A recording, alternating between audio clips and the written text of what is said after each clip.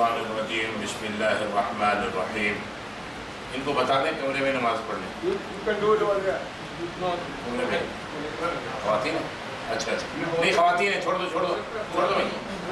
خواتین ہیں. اچھا نہیں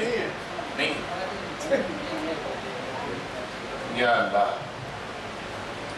اعوذ باللہ من الشیطان الرجیم بسم اللہ الرحمن الرحیم.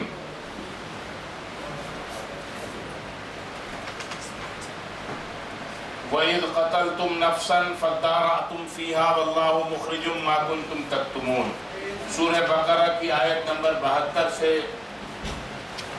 چند آیتیں ہو گئی تھی لیکن ذرا تفصیل نہیں ہوئی تھی. آج کے سبق کی ابتدا ہو رہی ہے سورہ بقرہ کی آیت نمبر 72 وَإِذْ قَتَلْتُمْ نَفْسًا فَادَّارَأْتُمْ فِيهَا وَاللَّهُ مُخْرِجٌ مَا كُنْتُمْ تَكْتُمُونَ.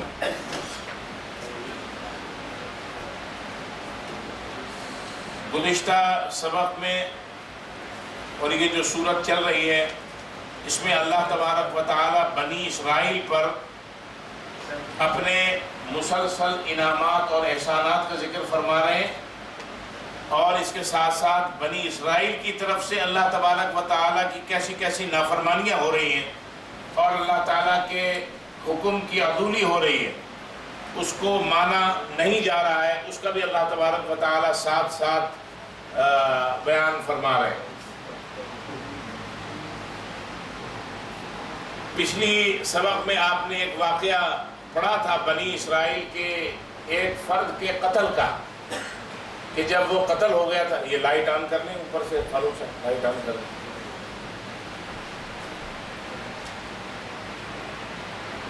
درس قرآن اور مجلس شام غریبہ میں کچھ فرق ہونی چاہیے،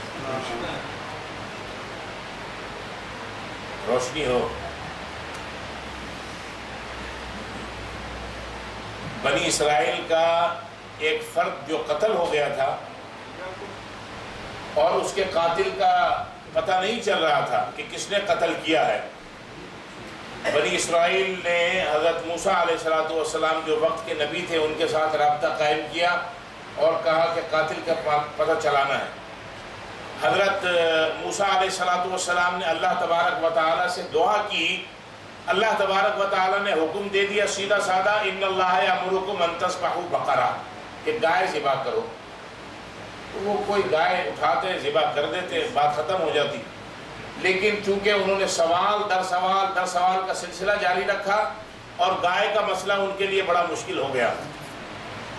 یہ آپ پچھلے سبق میں پڑھ چکے ہیں تاکہ ایک دفعہ ریوائز ہو جائے، پتہ چلے کہ ہم کیا پڑھ کے آئے تھے. وہی اللہ تبارک و تعالیٰ بیان کر رہے ہیں، وَإِذْ قَتَلْتُمْ نَفْسًا، وَإِذْ اور اس وقت کو یاد کرو، قَتَلْتُمْ نَفْسًا جب تم نے ایک جان کو قتل کر دیا تھا، فَادَّارَأْتُمْ فِيهَا اور تم جھگڑنے لگے تھے اس کے بارے میں. وَاللَّهُ مُخْرِجٌ مَا كُنْتُمْ تَكْتُمُونَ اور اللہ تعالیٰ ظاہر کرنے والا ہے وہ جو تم چھپاتے ہو. تم نے قاتل کو چھپانا چاہا، اللہ تبارک و تعالیٰ نے اس کو ظاہر کرنا چاہا. کیسے ظاہر کیا؟ اللہ فرماتے ہیں فَقُلْنَا پس ہم نے کہا اِذْرِبُوهُ اس کو مارو، یعنی اس مردے کو مارو، بِبَعْضِهَا اس کے ایک حصے کے ساتھ، یعنی گائے کے گوشت کے ایک ٹکڑے کے ساتھ وہ ٹکڑا اس مردے کے اوپر مارو. كَذَلِكَ يُحْيِي اللَّهُ الْمَوْتَى اس طرح اللہ تعالیٰ مردے کو زندہ کر دے گا. وَيُرِيكُمْ اور تمہیں دکھا دے گا آیاتہ اپنی نشانیاں، لعلکم تعقلون تاکہ تم عقل سے کام لو. اللہ کے حکم کے مطابق جب وہ گائے بڑی تکلیف سے میسر آئی، آپ پڑھ چکے ہیں، اور اس کو ذبح کیا اور اس گائے کا ایک ٹکڑا اس مردے کے اوپر لگایا تو وہ مردہ اللہ کے حکم سے اٹھ بیٹھا اور اس نے اپنے جو قتل کرنے والا تھا، قاتل تھا، اس کی نشاندہی کی اور دوبارہ لیٹ گیا، پھر مر گیا.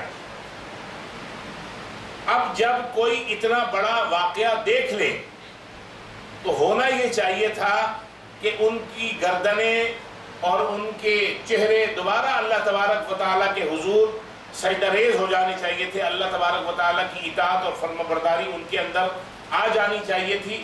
کہ انہوں نے ایک ایسا واقعہ اپنی آنکھوں سے دیکھا کہ مردہ ایک گائے کے گوشت کا ٹکڑا مس کرنے سے اور اس کو لگانے سے زندہ ہو کے بیٹھ گیا اور اس نے اپنے قاتل کی نشاندہی کی.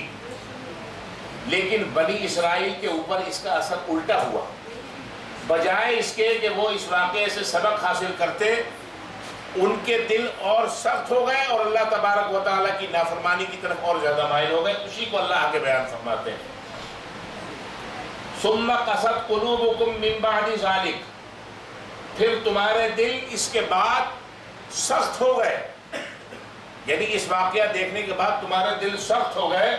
فہیا، تو وہ ہے گویا کہ وہ ہے کالحجارتی، پتھر کی مانند، او اشد قسوہ، یا اس سے بھی زیادہ سخت. تمہارے دل نرم ہونے چاہیے تھے، بجائے اس کے کہ تمہارے دل نرم ہوتے پتھر کی طرح سخت ہو گئے.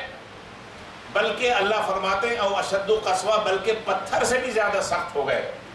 وَإِنَّ مِنَ الْحِجَارَةِ، بے شک پتھروں میں سے تو ایسے بھی ہیں، لَمَا يَتَفَجَّرُ، جب وہ پھٹتے ہیں،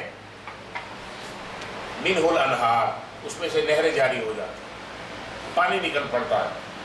وَإِنَّ مِنْهَا، اور بے شک اس میں سے، یعنی ان پتھروں میں سے ایسا بھی ہے، لَمَا يَشَّقَّقُ، جب وہ پھوٹتے ہیں، پھٹتے ہیں.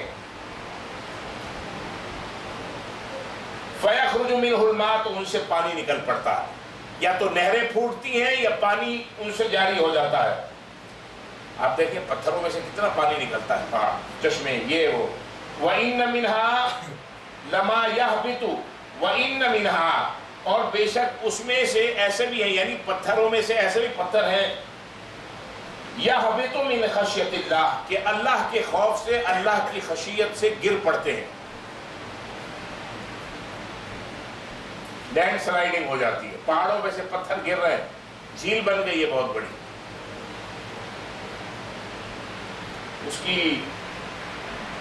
سائنس کے اعتبار سے بھی توجیہ یہاں پر ہو سکتی ہے، لیکن اب اس تفصیل میں جانے کی ضرورت نہیں.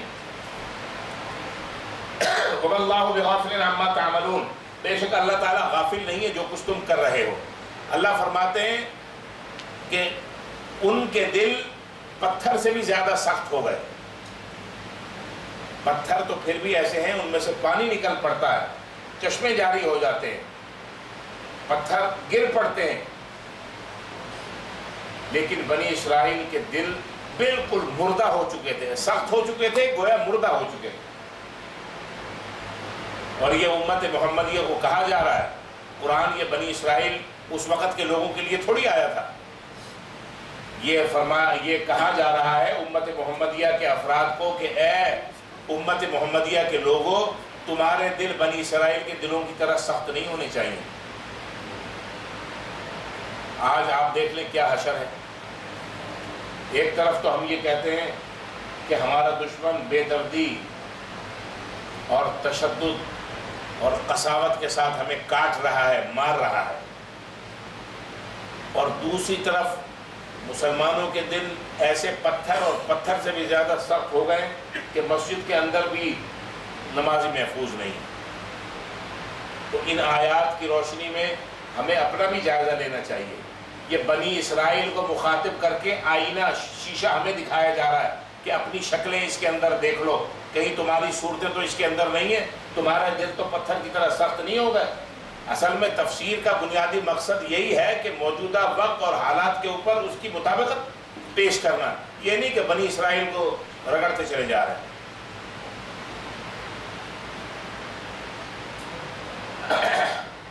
اللہ تبارک و تعالی ہم سب کو عمل کی توفیق عطا فرمائے. اللہ تعالی قساوت قلب یعنی دل کی سختیاں ہماری دور فرمائے، اور اللہ تبارک و تعالی رقت قلب عطا فرمائے، قلب کی نرمی. جب دل نرم ہوگا تو تبھی اپنے لیے نہیں دوسرے کے لیے دھڑکے گا. اپنے لیے تو سب کے دل دھڑکتے، اپنے لیے اور اپنوں کے لیے. غیر کے لیے بھی دھڑکے پھر تو بات ہے، وہ جب ہی دھڑکے گا جب نرم ہوگا. افتطمعون